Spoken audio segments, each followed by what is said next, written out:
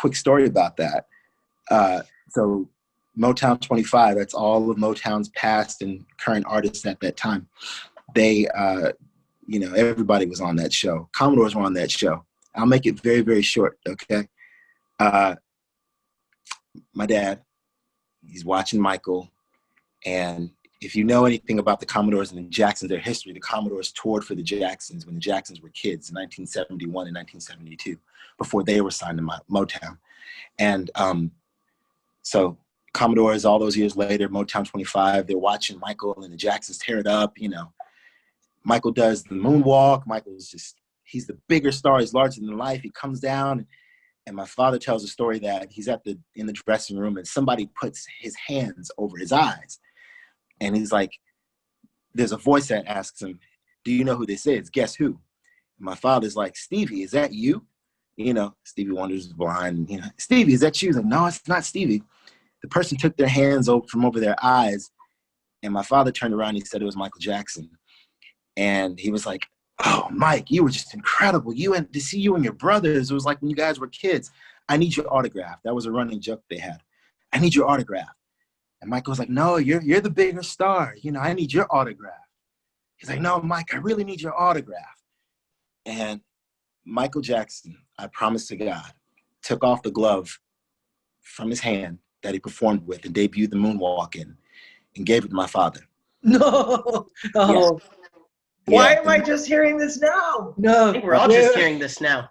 Well, listen, my father held on to the glove until Michael passed. And I don't know. You kind of have to think about when you know somebody and you know what they've been through, and you look at the part of what made them who they are. It was literally a tethered up golf glove with hand-sewn crystals on the back of it. That thing was raggedy as all hell. How do I know? I've touched it. I've smelt it. I wanted to lick it, but I was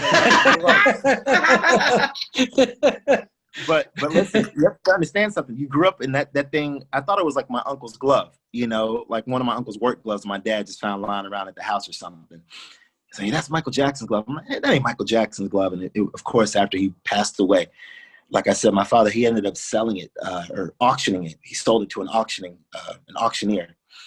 And I forgot how much that glove went for. But every once in a while, I'll look at that glove online and just, really examine it, because I'm like, wow, that was a part of somebody's history that I knew nothing about except for his music. I think I'm rambling now, but I think you get what I'm trying to say. Michael was thank you. Michael was the epitome of everything, of sing-song, of dance, of choreographing, and just producing and being the creator that he was, I wouldn't have been surprised if he jumped into acting. I'm not talking about that Men in Black movie.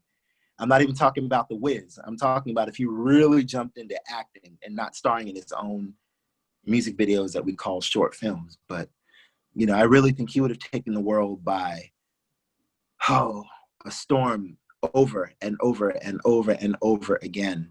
I mean, I'm sure you guys saw This Is It. That was like an introduction. This Is It is a gift. This is a gift. It's a gift because we would never get to see that ever. Right. That's right. Normally what we get is that This Is It tour video after it's done. Right. And it's all like perfect, and it's all exactly how it's supposed to be. Yeah. And This Is It gave us a gift of seeing how it's made. And as great as Michael already was, seeing all like the work he put into it and how perfect he wanted it to be, because everything was, just everything was perfect. Yeah. You see the work that goes into it, and you just appreciate the greatness all that much more. All that much, Right.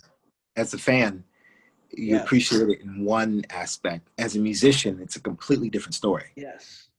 As a performer, you're different than the average person. Oh, Michael Jackson, the musician. I'm talking about top tier guys, and girls. Yeah. I don't think the world would have ever been the same if we would have had a chance to experience 50 nights, let alone one night of a sold out show in London, you know, which unfortunately we never really got the chance to ever experience that. None of us. But I think it's just a true testament to the kind of performer, the person, the musician, the artist that he was. You know, I say musician because even if he couldn't play an instrument, he could tell you what he wanted. Y'all saw the movie. Definitely. But, you know, what did he say? It needs more booty to it, you know? Yeah. The guy was great, you know? So I'm done. Who was that guy? Who was the musical director? I forget his name. That was Michael Bearden. Okay. Michael Bearden does the award shows, Grammys. He's done J-Lo. I mean, Michael had the top